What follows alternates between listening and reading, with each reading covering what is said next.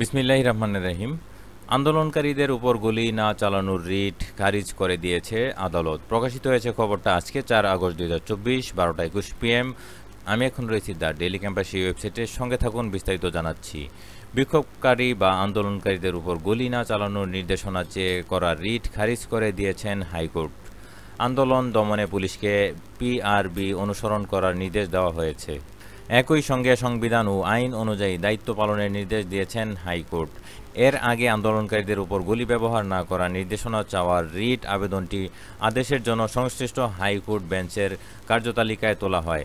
রোববার 4 আগস্ট বিচারপতি মোস্তফা জামান ইসলাম ও বিচারপতি SM মাসুদ হোসাইন দোলনের দ্বৈত হাইকোর্টের বেঞ্চের কার্যতালিকায় 10 নম্বর ক্রমিকে রাখা হয় আবেদনটি। দেশের বিভিন্ন জায়গায় আন্দোলনরত শিক্ষার্থীদের উপর সরাসরি লাইভ রাউন্ড তাজা গুলি ব্যবহার না করার নির্দেশনা চেয়ে গত 29 জুলাই রিট আবেদন করেন সুপ্রিম কোর্টের 2 আইনজীবী। তারা হলেন মঞ্জুর আল মতিন ও আইনুন নাহার সিদ্দিকা। আইন সচিব, স্বরাষ্ট্র সচিব, জাতীয় মানবাধিকার কমিশনের চেয়ারম্যান, পুলিশের মহাপরিচালক, সেনা, নৌ ও বিমান বাহিনীর প্রধানকে বিবাদী করা হয়েছে রিটে। তো এই ছিল সংবাদ। পরবর্তী আপডেট পেতে চ্যানেলটি সাবস্ক্রাইব করার সঙ্গে থাকুন। বিদায় নিচ্ছি। আল্লাহ হাফেজ।